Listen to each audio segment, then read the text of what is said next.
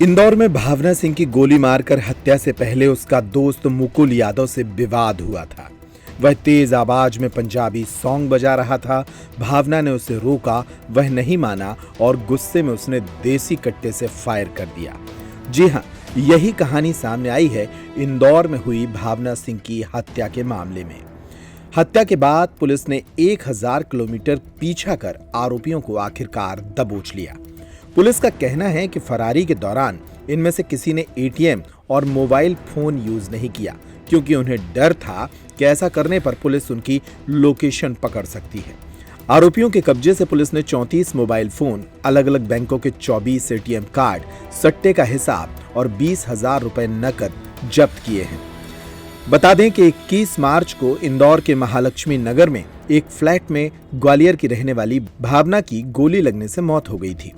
3 लोग पहले उसे घायल अवस्था में कार से बॉम्बे हॉस्पिटल लेकर पहुंचे और यहां से छोड़कर भाग गए थे। इलाज के दौरान भावना की जान चली गई थी। पुलिस को जानकारी मिली कि आरोपी भोपाल से थार जीप से भागे हैं। लसूड़िया पुलिस ने आशु यादव, मुकुल यादव और एक अन्य आरोपी को ऑनलाइन सट्टा खिलाने के आरोप में गिरफ्तार किया है। आशु ने पुलिस को दिए बयान में कहा कि हम दूसरे लोगों के साथ धोखाधड़ी करने के लिए कई गुना फायदा कराने का लालच देकर ऑनलाइन क्रिकेट सट्टा खिलाते थे। भावना सिंह ग्वालियर में रहती थी। वह परिवार से अलग रहकर क्लाउड किचन का काम करती थी।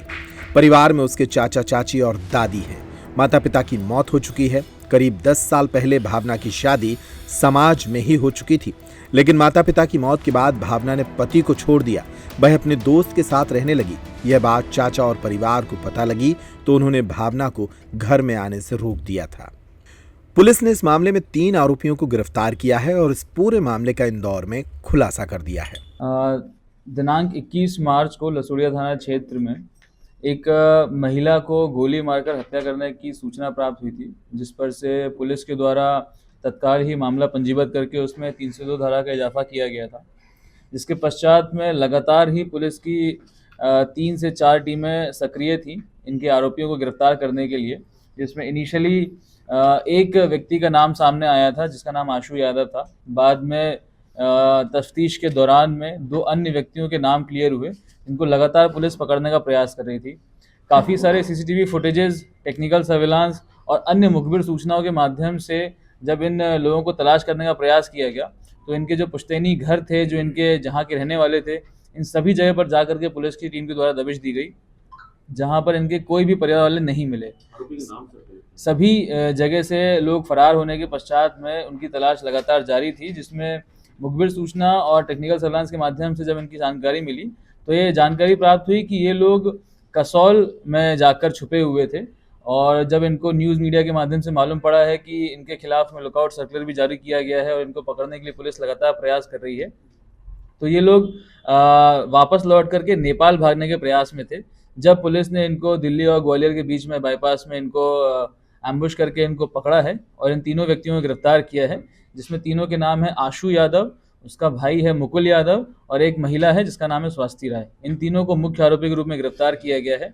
तफ्तीश के दौरान में ये भी जानकारी प्राप्त हुई थी कि कुछ लोग इनका सहयोग कर रहे थे भागने में, उनको भी उनकी भूमिका को देखते हुए इसमें आरोपी बनाने पर विचार किया जाएगा और उनके खिलाफ में भी वैधानिक कार्रवाई करी जाएगी।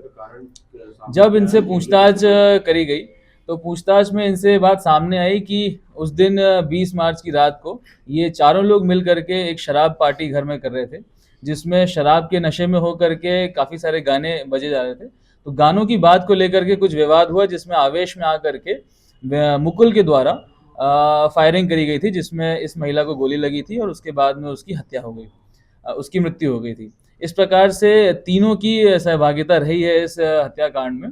जब इनसे और डिटेल में पूछताछ करी गई, तो इनसे ये जानकारी प्राप्त हुई कि मुकुल और आशु और इनके कुछ साथी लोग उस घर में एक ऑनलाइन सट्टे का भी काम किया करते थे। इनके घर से हमें लगभग 28 मोबाइल, लगभग 60 से अधिक बैंक अकाउंट के पासबुक, 50 से अधिक हमको एटीएम कार्ड, लैपटॉप्स ये बरामद हुए हैं। एंड इन सभी अकाउंट्स में काफ़ी लाखों की संख्या में जो कैश है वो भी सीज करवाया गया है।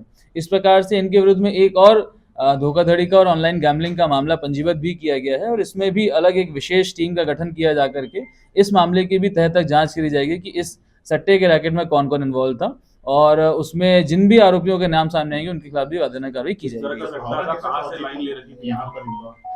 भावना एक ग्वालियर की रहने वाली लड़की थी जो कि अपने मित्र के साथ में इंदौर आई थी। यहाँ पर मेकअप आर्टिस्ट का कोर्स करना चाहती थी। स्वास्थ्य से पूर्व से परिचित होने के कारण वो इंदौर आई थी, यहाँ पर रह करके कोर्स की जानकारी इकट्ठित कर रही थी।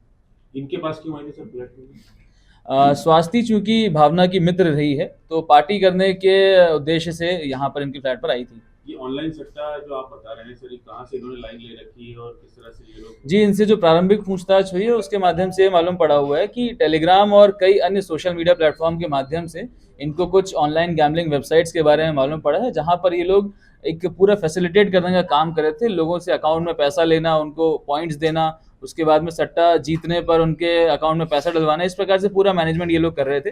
अभी इस मामले में भी विस्तृत रूप से जांच की जानी है, कितना पैसा जिसमें अभी 60 अकाउंट से ऊपर बैंकों को लेटर लिखा गया फ्रीज करने के लिए। उन सभी अकाउंट में कितना पैसा है इसकी जानकारी आना भी शेष है, परंतु काफी भारी मात्रा में कैश उसमें भी सीज होने की संभावना है। सर तो दूसरे फ्लैट के अंदर पांच लोग रह रहे थे सर, मगर तीन कैसे आ गए? वो जिस फ्लैट में ये घटनाक्रम हुआ था उसमें उसका रेंट एग्रीमेंट उनके मालिक से पता लगाया गया, तो उसमें 5 लोगों के रहने का पता चला था, परंतु 2 लोग जो उस समय उस घटना के दौरान वहां पर उपस्थित नहीं थे, इस प्रकार से उनकी भूमिका को अभी जांच में रखा गया है। सर फायर कितने हुए थे वहां पर? घटनाक्रम के दौरान में एक फायर होना बताया गया है। घटनास्थल से एक देसी पिस्टल भी जब्त करी गई है एंड 2 भरी हुई मैगजीन्स जब्त करी गई हैं। भारी संख्या में जो राउंड्स हैं वो भी जब्त किए गए हैं। तो इसके साथ साथ में मोबाइल्स और लैपटॉप्स और काफी सारे जो फॉरेंसिक एविडेंसेस हैं उसको घटनास्थल से जब्त किया गया है। सट्टे का काम कब से कर रहे हैं?